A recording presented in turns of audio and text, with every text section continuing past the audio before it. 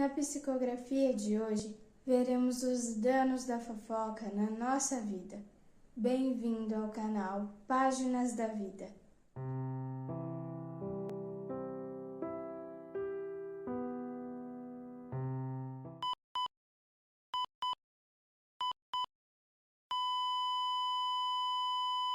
Desencarnei, vítima de uma doença degenerativa. Parti para o mundo espiritual rapidamente. A realidade após a morte não era o que eu pensava. Na escuridão, onde sempre era noite e a luz não alcançava, entre nuvens carregadas de energia negativa, o sofrimento e a dor dominavam os corações duros e insensíveis ao amor. Hoje irei contar a todos minha experiência após a morte, o que descobri, o que senti, o que é a vida.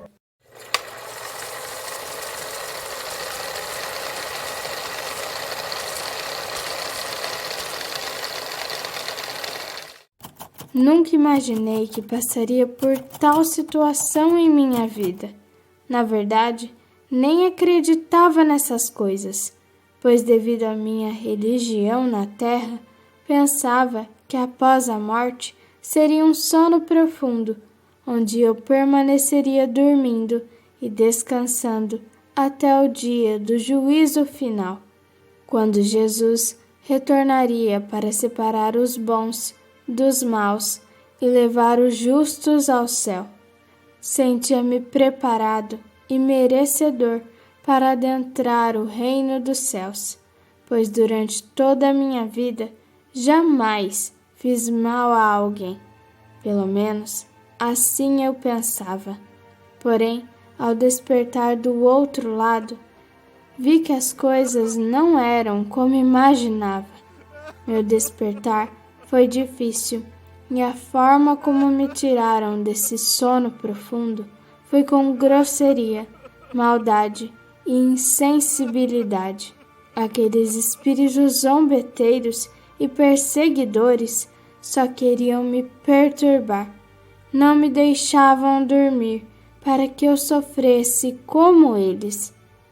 Quando desencarnei, vítima de uma doença degenerativa que afetou meu sistema nervoso e no final me impossibilitava até de me comunicar, parti para o mundo espiritual imediatamente. Para mim, tudo o que estava acontecendo parecia um pesadelo, mas não era. Era tudo real. Despertei deitado no chão, cercado por vários espíritos que pareciam selvagens, gritando para eu acordar. Ao abrir os olhos, tomei um susto que é difícil descrever. Foi horrível. Eles perceberam meu medo e desespero e caíram na gargalhada, afastando-se como se só tivessem o prazer de me acordar naquele lugar. O lugar era terrível, muito diferente do paraíso que eu imaginava. Era denso, escuro, horripilante e estranho para mim. Cheguei a pensar que estava no inferno, mas não queria aceitar essa ideia, pois não considerava que isso seria justo. Vaguei, perdido, tentando entender.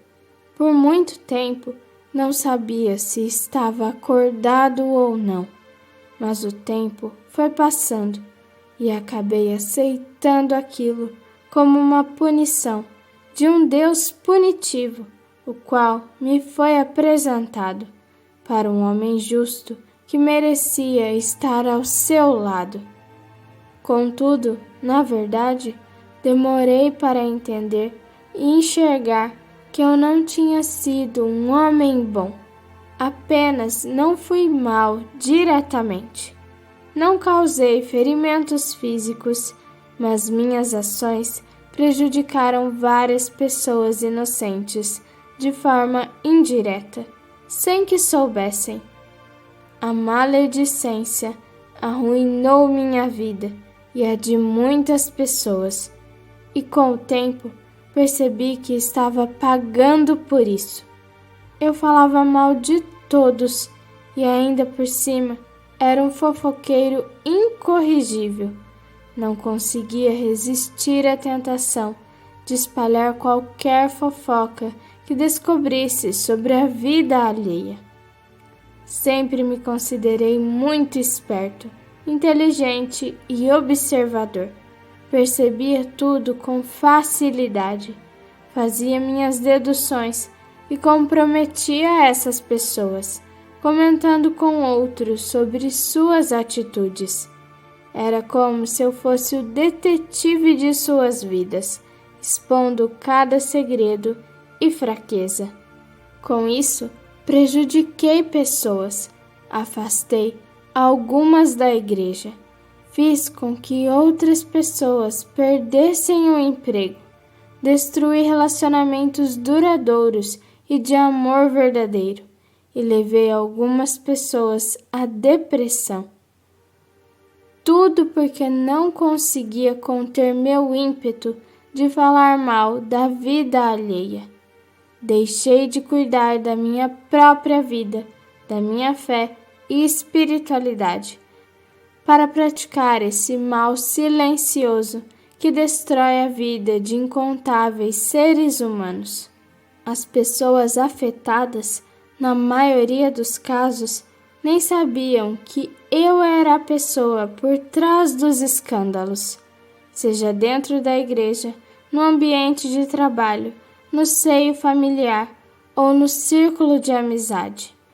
Eu era discreto ao falar sobre a vida dos outros e sempre pedia segredo a quem eu contava. As pessoas, na esperança de ganhar minha confiança e descobrir mais sobre os outros, guardavam o segredo, mas eu mesmo acabava contando para todos. Em algumas situações, narrei certos fatos para alguns interessados, alegando que estava fazendo isso em busca do bem e por compaixão. Mas, na verdade, o que eu realmente queria era ver o circo pegar fogo. Causar intrigas me dava prazer. Somente depois de muito tempo do meu falecimento e do sofrimento que passei, eu percebi os erros que cometi, passando a lamentar profundamente o mal que causei. Nunca tive amigos de verdade e ninguém me amava de verdade também. Depois que morri, as pessoas descobriram sobre as coisas ruins que eu fazia, como eu era enganador e manipulador. Quando estava vivo, ninguém percebia, porque eu sabia convencer e influenciar as pessoas.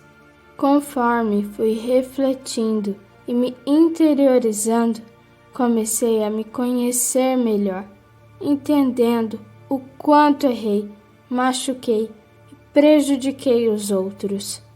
Por um tempo, sofri ainda mais, pois a culpa me castigava intensamente.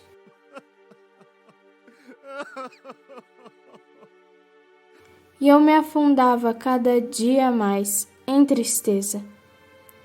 Com o tempo, porém, a culpa deu lugar ao arrependimento e logo depois a coragem de buscar redenção. Passei então a compreender melhor a situação e a orar com mais fervor a Deus, pedindo perdão pelas minhas falhas e principalmente pelas minhas blasfêmias. Entendi que Deus não estava me punindo, mas sim minha própria consciência que estava tentando me ensinar o caminho para sair daquele lugar. Depois de um tempo, já com um coração arrependido, fui resgatado e algumas pessoas que prejudiquei vieram ao meu encontro, demonstrando amor, compaixão e perdão, sempre em nome de nosso Mestre Jesus. Essas pessoas, mesmo depois de eu ter magoado tanto com minhas palavras, vieram até mim com amor e compaixão, seguindo os ensinamentos de Jesus. Foi um gesto que tocou profundamente meu coração, me fazendo perceber o quanto fui errado e o quanto elas são verdadeiramente especiais. Foi como uma luz brilhante em meio à escuridão, mostrando-me o caminho do arrependimento, do perdão e da redenção. E por isso serei eternamente grato. Hoje, mais consciente e preparado, entendo completamente minhas ações e reconheço que todo o sofrimento após a morte foi causado por minhas escolhas.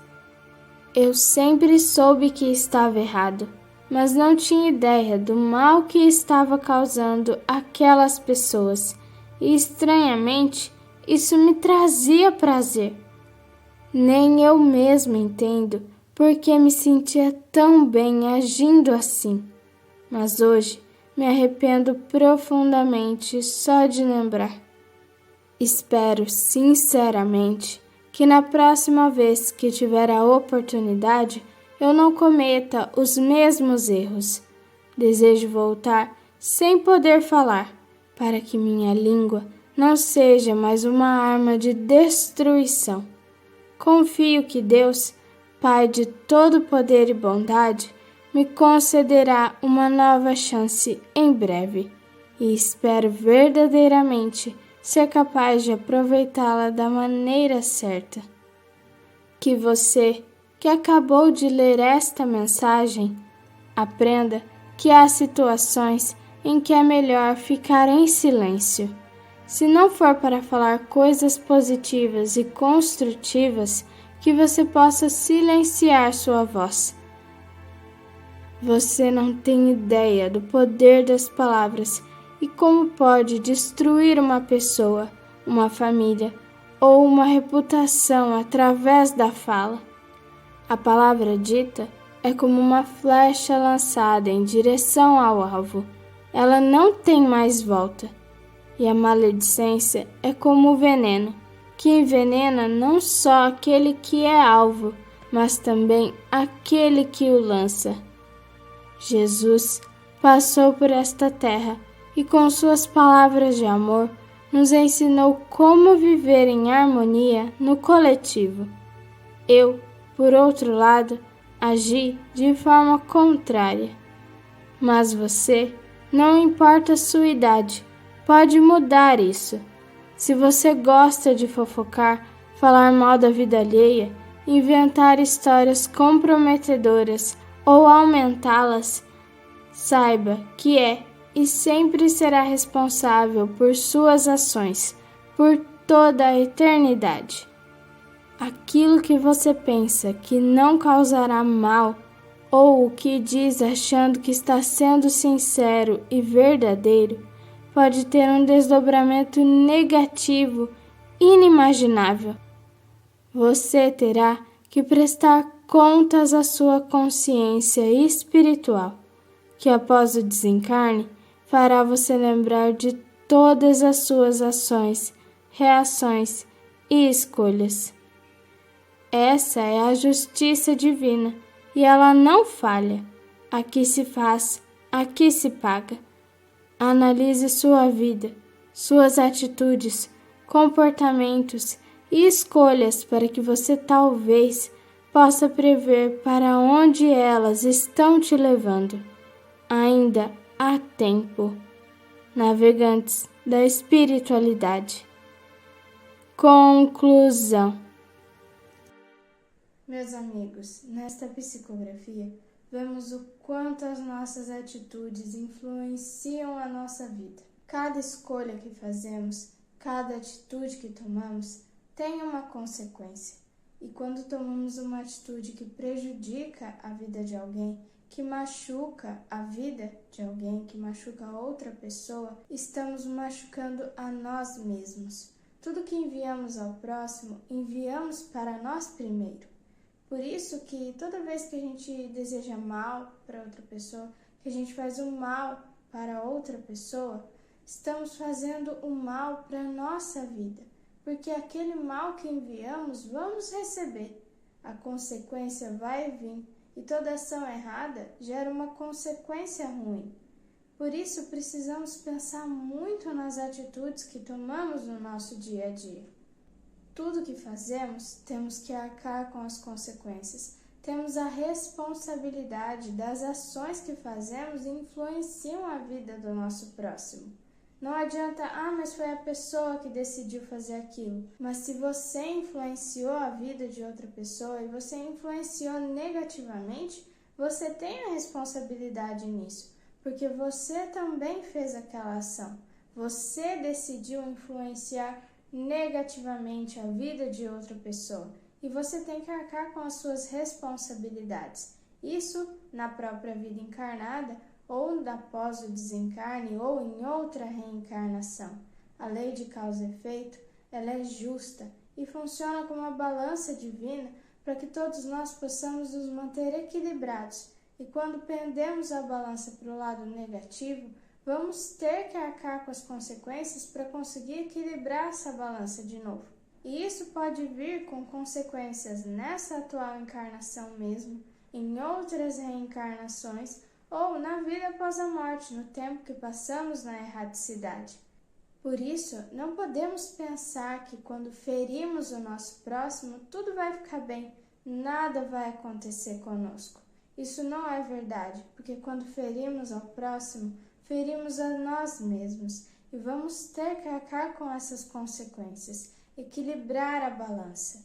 Por isso, meus amigos, precisamos pensar em cada atitude que tomamos.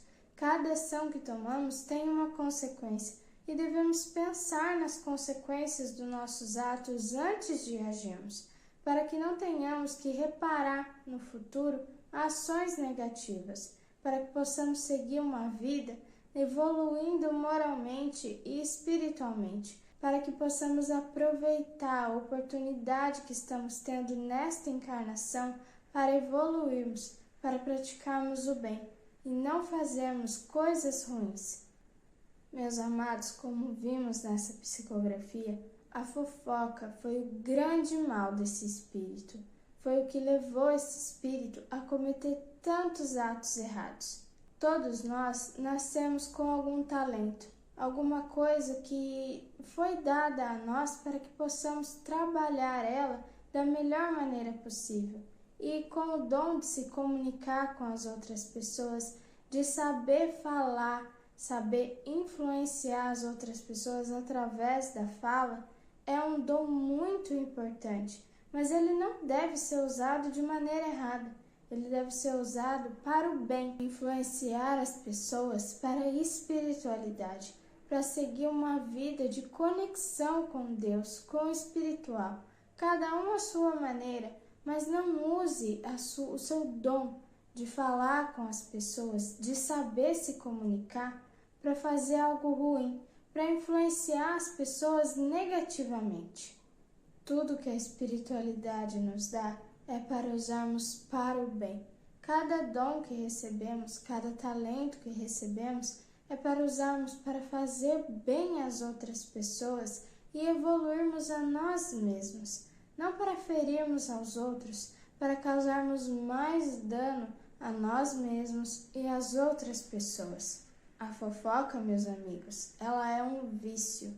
E hoje em dia, na nossa sociedade, ela é vista como algo normal. As pessoas acham normal falar da vida do outro, julgar as outras pessoas, fazer fofoca. Todo mundo já fez uma fofoca ou até mesmo faz fofocas hoje em dia, porque é algo normal perante a sociedade. Mas realmente, na verdadeira realidade, para a espiritualmente, a fofoca é um vício, e todo vício traz consequências ruins. Todo vício é uma doença para o nosso espírito. E não devemos achar que fofocar é algo normal. Vimos como esta psicografia quanto a fofoca fez mal à vida desse espírito, quanto a fofoca trouxe consequências ruins para ele e para as pessoas com quem ele convivia. Por isso, precisamos nos policiar. Toda vez que deixamos de cuidar da nossa vida para cuidar da vida do outro, para falar da vida do outro, para saber o que está acontecendo na vida do outro para a gente poder espalhar, estamos fazendo um mal para nós mesmos, pois não estamos cuidando da nossa vida, não estamos cuidando da nossa evolução. Paramos no tempo, deixamos a nossa vida, as nossas oportunidades passarem porque estamos mais interessados em cuidar da vida do próximo.